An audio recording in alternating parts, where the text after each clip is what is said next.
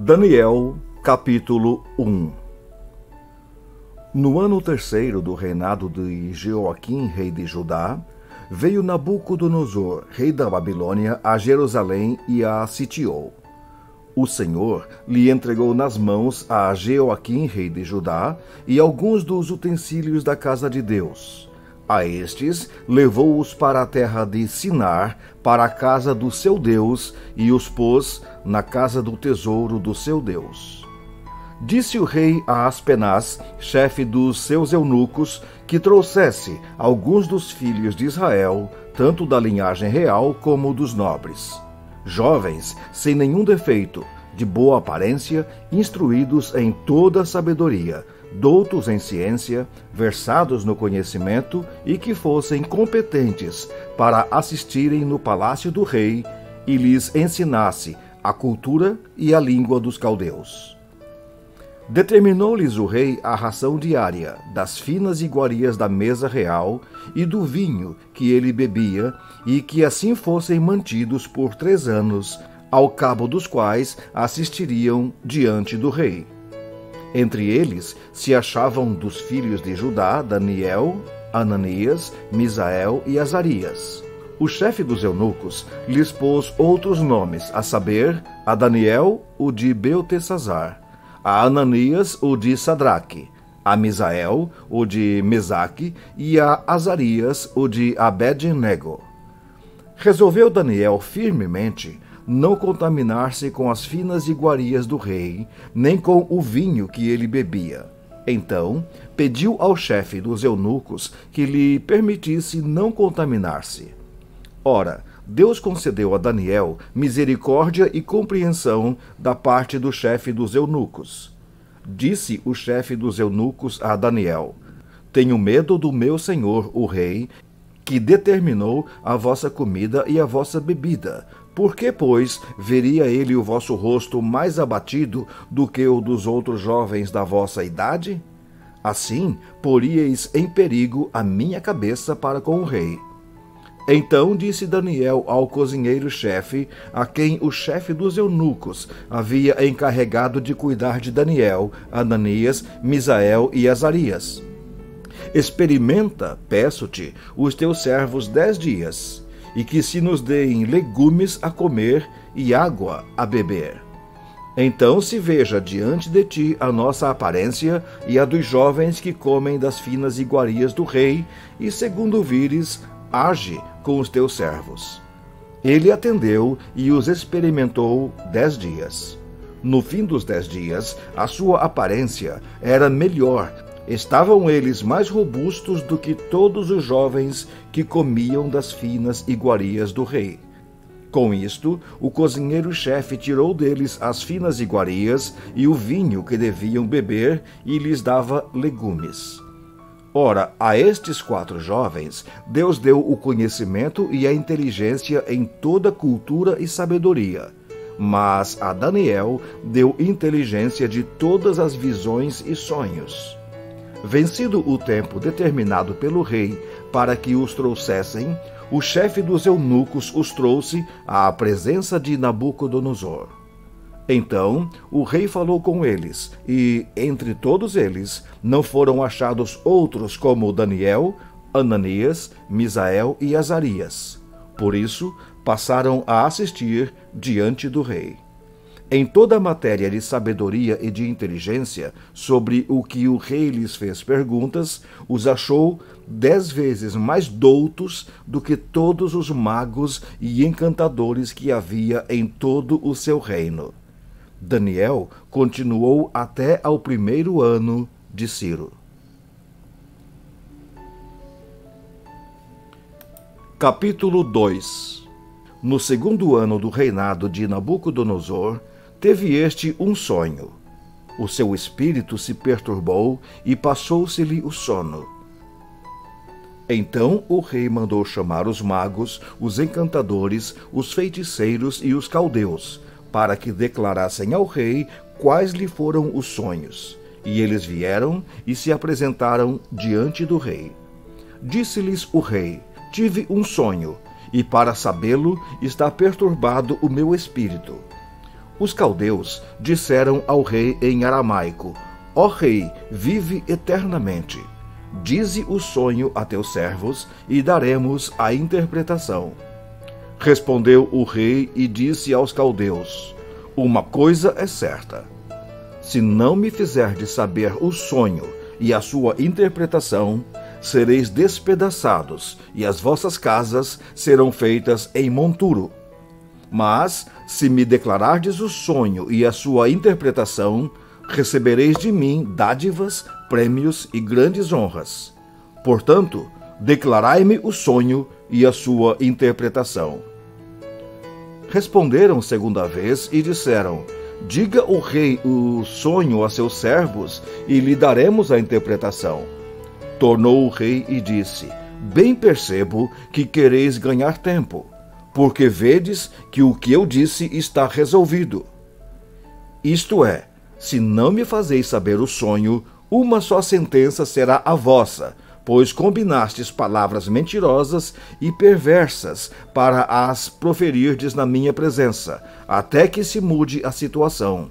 Portanto, dize-me o sonho, e saberei que podeis dar-lhe a interpretação. Responderam os caldeus na presença do rei e disseram: Não há mortal sobre a terra que possa revelar o que o rei exige, pois jamais houve rei, por grande e poderoso que tivesse sido, que exigisse semelhante coisa de algum mago, encantador ou caldeu. A coisa que o rei exige é difícil, e ninguém há que a possa revelar diante do rei, senão os deuses, e estes não moram com os homens. Então o rei se irou e enfureceu, e ordenou que matassem a todos os sábios da Babilônia. Saiu o decreto, segundo o qual deviam ser mortos os sábios, e buscaram a Daniel e aos seus companheiros para que fossem mortos. Então Daniel falou avisada e prudentemente a Arioque, chefe da guarda do rei, que tinha saído para matar os sábios da Babilônia. E disse a Arioque, encarregado do rei: Por que é tão severo o mandado do rei? Então Arioque explicou o caso a Daniel. Foi Daniel ter com o rei e lhe pediu designasse o tempo, e ele revelaria ao rei a interpretação. Então Daniel foi para casa e fez saber o caso a Ananias, Misael e Azarias, seus companheiros, para que pedissem misericórdia ao Deus do céu sobre este mistério, a fim de que Daniel e seus companheiros não perecessem com o resto dos sábios da Babilônia. Então foi revelado o mistério a Daniel numa visão de noite. Daniel bendisse o Deus do céu. Disse Daniel: Seja bendito o nome de Deus, de eternidade a eternidade, porque dele é a sabedoria e o poder. É ele quem muda o tempo e as estações, remove reis e estabelece reis. Ele dá sabedoria aos sábios e entendimento aos entendidos. Ele revela o profundo e o escondido. Conhece o que está em trevas e com ele mora a luz. A ti, ó Deus de meus pais, eu te rendo graças e te louvo, porque me deste sabedoria e poder. E agora me fizeste saber o que te pedimos, porque nos fizeste saber este caso do rei. Por isso, Daniel foi ter com Arioque, ao qual o rei tinha constituído para exterminar os sábios da Babilônia. Entrou e lhe disse: Não mates os sábios da Babilônia. Introduze-me na presença do rei e revelarei ao rei a interpretação. Então Arioque depressa introduziu Daniel na presença do rei e lhe disse: Achei um entre os filhos dos cativos de Judá, o qual revelará ao rei a interpretação. Respondeu o rei e disse a Daniel, cujo nome era Beltesazar: Podes tu fazer-me saber o que vi no sonho e sua interpretação? Respondeu Daniel na presença do rei e disse: O mistério que o rei exige, nem encantadores, nem magos, nem astrólogos o podem revelar ao rei. Mas há um Deus no céu, o qual revela os mistérios. pois ele fez saber ao rei Nabucodonosor o que há de ser nos últimos dias. O teu sonho e as visões da tua cabeça quando estavas no teu leito são estas. Estando tu, ó rei, no teu leito, surgiram-te pensamentos a respeito do que há de ser depois disto. Aquele, pois, que revela mistérios, te revelou o que há de ser. E a mim me foi revelado este mistério, não porque haja em mim mais sabedoria do que em todos os viventes, mas para que a interpretação se fizesse saber ao rei e para que entendesses as cogitações da tua mente.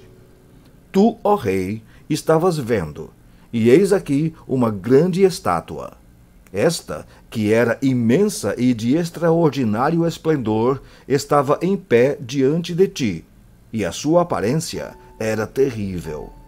A cabeça era de ouro fino, o peito e os braços de prata, o ventre e os quadris de bronze, as pernas de ferro, os pés em parte de ferro e em parte de barro.